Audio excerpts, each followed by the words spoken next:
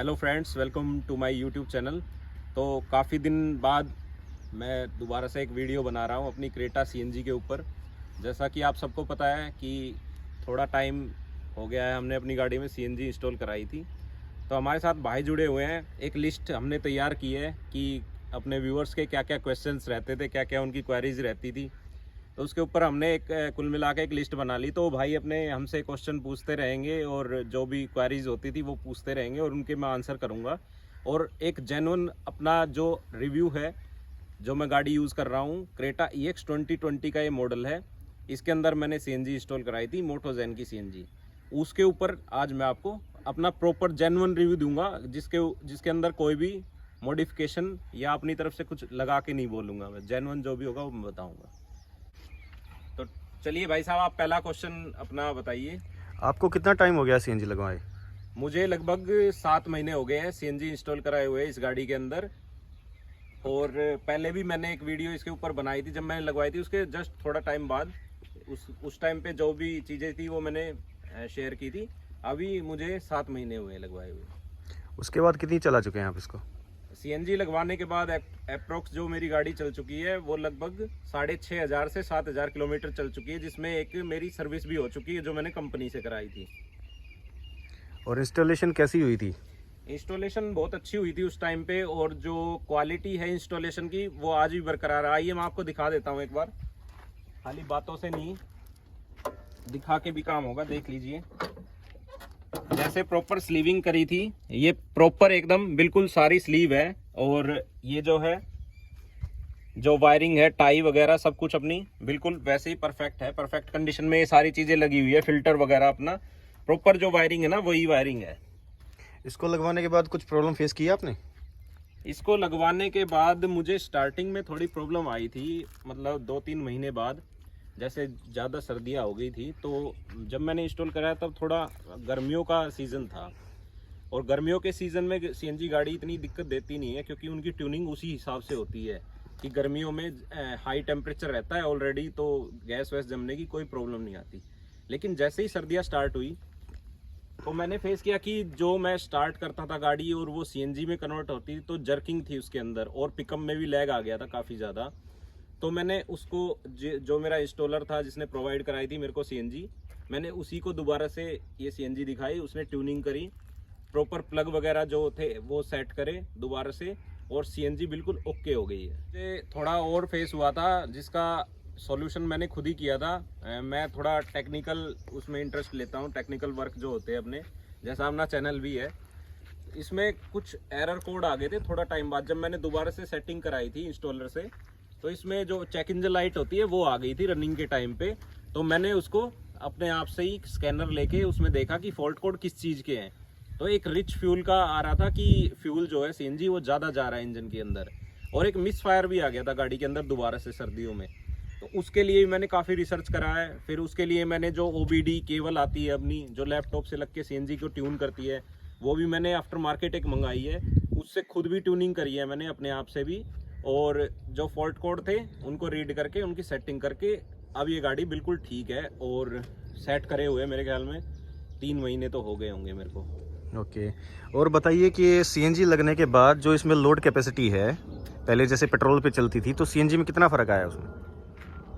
Load capacity में जैसे हम देखें कि पहले कोई कुछ भी कहता रहे कि सीएनजी में कोई फ़र्क नहीं पता लगता, ऐसा नहीं है। सीएनजी में पता लगता है, प्लेन रोड पे आपको नहीं पता लगेगा, लेकिन जैसे ही आप क्लाइंब करेंगे कहीं पे, वैसे ही आपको पता लगना स्टार्ट हो जाएगा कि हाँ, इसके अंदर लैग है या इसके अंदर थोड़ी पावर की कमी आ जाती है। मैं आपको बता देता हूँ कि अगर आपको गाड़ी में चेक इंजन लाइट नहीं चाहिए ना, चेक इंजन लाइट 2 ही तरीके से आती है, वो मैं पहले अपनी वीडियो में बता चुका हूँ। एक तो अपना फ्यूल ज़्यादा जा रहा हो या कम जा रहा हो, प्रॉपर नहीं जा रहा हो, या एडवांसर की सेटिंग ज़्यादा बढ़ा दी गई हो, तो उससे क्या होता है कि चेक इंजन लाइट गाड़ी में आ जाती है। जो चेक इंजन लाइट के साथ कंप्रोमाइज़ नहीं कर सकता कि चेक इंजन लाइट मेरे को देखनी है या नहीं देखनी गाड़ी के अंदर, अगर वो आ रही है और किसी को परेशानी हो रही, तो आपको पिकअप के साथ थोड़ा बहुत कंप्रोमाइज़ करना पड़ेगा। या तो आप चेक इंजन लाइट देख लो या आप पिकअप देख लो। तो इसी कारण से गाड़ी का थोड़ा पिकअप कम है। और क्या परेशानी रही, जैसे आप इसको चलाएंगे ना तो एसी पे हल्का फुल्का रहता है फ़र्क। अगला क्वेश्चन पूछिए। ओके, तो सीएनजी लगवाने के बाद इसकी माइलेज क्या है? सीएनजी के बाद इसकी माइलेज हाईवे पे मैं अगर बता पाऊँ, बिना एसी में सर्दियों में गया था दिसंबर के टाइम में, मैंने वीडियो भी डाली थी, उसमें मेरी गाड़ी ने 9 किलो के अप्रोक्स गैस थी, वो मैंने बताया है 9 किलो में, और इसने 303 किलोमीटर गाड़ी ने निकाले, तो अप्रोक्स वही 32-33 के आसपास माइलेज आई थी।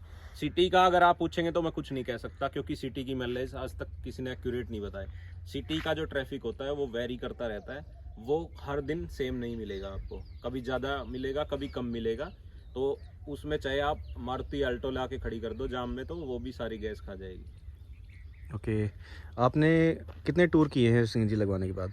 सीएनजी लगवाने के बाद लगभग 3 या 4 मैंने टूर इससे कर चुका हूँ, जिसमें कुछ अपने प्लेन एरियाज़ के भी, हरियाणा या अपने राजस्थान, और 1-2 टूर अपना पहाड़ों का भी हुआ है। पहाड़ों में वैसे मैं एक चीज़ रोकना चाहूँगा, पहाड़ों पर इसकी परफॉर्मेंस कैसी रहती है? पहाड़ों पे जैसे ट्रिप है तो आपको पता है कि कम से कम 4 आदमी और उनका लगेज फिर होता है, और पहले से इसमें सीएनजी का सिलेंडर जो है इंस्टॉल्ड है, तो उसमें क्या होता है, गाड़ी का वेट बहुत ज़्यादा बढ़ जाता है। गाड़ी का वेट जो बढ़ जाता है ना, तो पेट्रोल में भी काफ़ी ज़्यादा लैग हो जाता है गाड़ी के अंदर। तो मैंने जैसे अभी बताया था प्रॉब्लम में कि आप कोई कितना भी कहे, पेट्रोल से सीएनजी मैच हो ही नहीं सकती उसकी परफॉर्मेंस, तो गाड़ी में काफ़ी ज़्यादा लैग था, और उस लैग को देखते हुए मैंने थोड़ा सा ही गाड़ी को चलाया था पहाड़ों में, मैं ज़्यादा इसके ऊपर लोड नहीं डालना चाह रहा था, इसलिए मैंने पेट्रोल में कन्वर्ट कर दिया था इसको। ओके, सीएनजी लगने के बाद एक बार स्पेस दिखाएंगे पीछे? जी बिल्कुल। ये कुछ ऐसा स्पेस निकल के आता है, एक अपनी बेस ट्यूब है, और ये सीएनजी का सिलेंडर है। आज तक भगवान की दुआ से जो गाड़ी की चद्दर होती है जिसमें सिलेंडर कसा हुआ रहता है ना, वो नहीं फटी है। काफ़ी ज़्यादा गड्ढे वड्ढे कूद चुकी है, मतलब जानबूझ के नहीं, मैंने टेस्ट नहीं किया था, मतलब जैसे रात को कई बार विजिबिलिटी इशू होता है ना, उनमें कई बार ब्रेकर व्रेकर कूद चुकी है। अभी तक चद्दर इंटैक्ट है जिसमें स्टैंड लगा रहता है। वैसे सिलेंडर लगने के बाद भी काफ़ी अच्छा खासा स्पेस है। हाँ, गाड़ी में जैसे आप देख सकते हैं ना, बड़ी, मैंने जब चेंज की थी गाड़ी को, जब अपग्रेड करने की सोची थी, तो मेरा एक मेन पॉइंट यही था कि गाड़ी अगर मैं कन्वर्ट कराता हूँ इन फ्यूचर सीएनजी के अंदर, तो उस गाड़ी में स्पेस बचना चाहिए। अच्छा, इसी बात पे एक बात पूछना चाहेंगे कि इससे पहले आपके पास कौन सी गाड़ियाँ थी, क्या क्या यूज़ कर चुके हैं आप? इससे पहले मेरे पास 3 गाड़ियाँ मैं रख चुका हूँ, ये मेरी 4th गाड़ी है। सबसे पहले मैंने जो भी गाड़ी रही है मेरी यूज्ड गाड़ी रही है, मतलब सेकंड हैंड रही है। सबसे पहले मैंने मारुति की अल्टो 2006 मॉडल था, वो मैंने लगभग 2010-11 में ख़रीदा था। उसको थोड़ा टाइम यूज़ किया था, लेकिन वो अपने उसमें थोड़ा परफॉर्मेंस में या माना जाए स्पेस में कुछ भी नहीं था सीएनजी लगने के बाद। उसके बाद मैंने एक हुंडई एशेंट, जो पहला मॉडल आता था एशेंट का, बहुत बढ़िया गाड़ी थी, वो मैंने 2013 में ख़रीदी। उसको मैंने चलाया, बहुत काफ़ी चलाया, और उसी से इंस्पायर होकर मैंने एक और एशेंट सेम मॉडल 2012 मॉडल मैंने ख़रीदी। उसको भी मैंने खूब चलाया, बहुत टूर ट्रिप करे हैं, और कभी मैं उनसे कुछ भी किसी भी मामले में परेशान नहीं हुआ। इसीलिए मैं दोबारा हुंडई पे गया, और सेम 1.5 इंजन उनमें आता था, इसमें 1.5 है। तो मेरे को इस गाड़ी के अंदर उनके मुकाबले कुछ ना कुछ ज़्यादा ही मिल गया, एसयूवी मिल गई, क्योंकि मुझे घूमने फिरने का शौक है, स्पेस भी मिल गया और बड़ी गाड़ी भी मिल गई। और हुंडई की रिलायबिलिटी जो मैं मानता हूँ, जो मैंने यूज़ किया आज तक, इतनी पुरानी गाड़ी मैं यूज़ कर चुका हूँ। हुंडई एक्सेंट बहुत पुरानी एक टेक्नोलॉजी पे रन करती थी। अच्छा, वो गाड़ी अभी सीएनजी पे थी? बिल्कुल, वो गाड़ियाँ भी सीएनजी पे थी, और दोनों ही गाड़ियाँ सीएनजी पे थी, और बहुत अच्छा परफॉर्म करती थी। हालांकि उनमें 14 kg का सिलेंडर लगा रहता था, जिसकी वजह से उनकी माइलेज इसके बराबर आती थी। उस टाइम की गाड़ियों में थोड़ा इशू रहता था, माइलेज का कम रहती थी। ठीक है, चलिए ओवरऑल एक्सपीरियंस बताइए, रेटिंग कीजिए कि मतलब आपको, मतलब अगर व्यूवर्स देखना चाहें, वो समझना चाहें एक सीधी जवान में। जैसे मैंने वीडियो के स्टार्टिंग में भी कहा था कि मैं जेन्युइन रिव्यू दूंगा, तो आप सबसे पहली बात, ट्रस्टेड जो इंस्टॉलर हो ना, उसी के पास आप जाएं, कहीं से भी ऐसे ना हो। क्योंकि मैंने ये चीज़, मैंने जब गाड़ी में सीएनजी लगवाई थी तभी देख ली थी। इस किट का, मोटोजेन का, सीएनजी के अंदर अप्रूवल आ चुका था। बिना अप्रूवल के तो बहुत आदमियों ने लगाई है, जो पुरानी सीएनजी किट आती थी। अप्रूवल के बाद बहुत सारे मिस्त्रियों को या जो इंस्टॉलर है उनको यही नहीं पता था कि इसके अंदर अप्रूवल भी आ गई है, या ऐसी किट भी आ गई है जिसमें 8 इंजेक्टर कंट्रोल होते हो। जिस पे भी मैं जाता था यही बोलते थे, उसके अंदर तो अलग से ही डिवाइस लगेगा। इससे मैं समझ गया था कि भाई इनको कितनी नॉलेज है मार्केट की, और कितनी नॉलेज होगी फिर इनको इंस्टॉलेशन की। फिर मैंने रिसर्च करके और वीडियो वगैरह देख के, जैसे आप भी देखते होगे यूट्यूब पे, उनके पास मैं गया हूँ, उन्होंने इंस्टॉल करी है। और हाँ, एक चीज़ और होती है, जो बंदा वीडियो डालता है, जो इंस्टॉलर वीडियो डालता है, तो वो फेमस होता है और वो नहीं चाहता कि अपनी रेपुटेशन ख़राब हो, तो इसलिए वो सर्विस भी अच्छी देता है। मैं ये नहीं कह रहा खाली यूट्यूब वाले सर्विस अच्छी देते हैं, वैसे भी जो इंस्टॉलर होते हैं वो भी देते हैं, लेकिन फिर भी एक ट्रस्ट रहता है कि बंदा हाँ इतनी अच्छी चीज़ दिखाता है तो देता भी होगा, इसलिए मैं वहाँ गया था।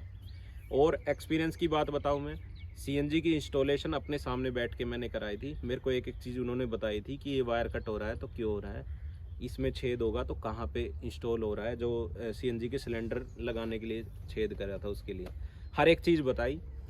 वहाँ का एक्सपीरियंस ये था इंस्टॉलेशन का। इंस्टॉलेशन के बाद कुछ भी हो सकता है, गाड़ी में मशीन है, कुछ भी कमी आ सकती है। सेटिंग में कमी आई, गर्मियों में लगाई थी, सर्दी आने पे कमी आई, उन्होंने जाते ही उसको रिजोल्व किया।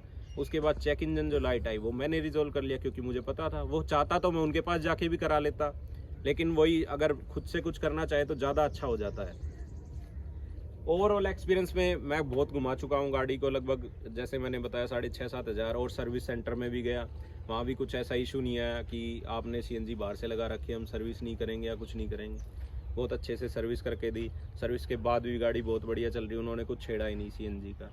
उसके अलावा मैंने फैमिली के साथ भी ट्रिप करी है, फ्रेंड्स के साथ भी इधर उधर गया हूँ, अपने पर्सनल काम से भी बहुत गया हूँ। गाड़ी ने कभी कोई इशू नहीं किया कि भाई सीएनजी लगाई है तो मेरा ओरिजिनल जैसा चल रहा था पेट्रोल में उससे कुछ अलग हो गया है। तो बहुत अच्छा एक्सपीरियंस रहा। आप भी जाएँ सीएनजी पे, फ्यूल बचाएं। एक और चीज़ मैं कहना चाहूँगा कि बहुत सारी मैं वीडियो देखता हूँ, सीएनजी बड़ी बड़ी गाड़ियों में लगवा लेते हैं, स्कॉर्पियो एन हो गई, आजकल थार में लगवा रहे हैं, उन पे कमेंट्स आते हैं, वो भी मैं देखता हूँ कि भाई जब नहीं औकात थी इतनी बड़ी गाड़ी चलाने की तो सीएनजी लगवानी थी, तो इतनी बड़ी गाड़ी क्यों नहीं। तो मैं यही कहना चाहूँगा भाई, इस चीज़ से मतलब नहीं होता है कि आपने बड़ी गाड़ी, वो दिखावा एक अलग चीज़ होती है। किसी का शौक है बड़ी गाड़ी लेना, रनिंग कॉस्ट कम करना कोई बुरी बात नहीं है, कोई बेकार बात नहीं है। तो कोई भी गाड़ी हो उसमें आप सीएनजी लगवाओ, मस्त लगवाओ, उसको चलाओ और उसको बेचो, दूसरी लेके आओ। बस यही एक चीज़ होनी चाहिए। चलिए, thank you Vivek ji. Hope so कि हमारे जो व्यूअर्स हैं उनको चीज़ें समझ में आ गई होंगी। मैंने कोशिश की है अपना एक जेन्युइन रिव्यू देने का, और बाकी अच्छी अच्छी वीडियो आती रहेंगी।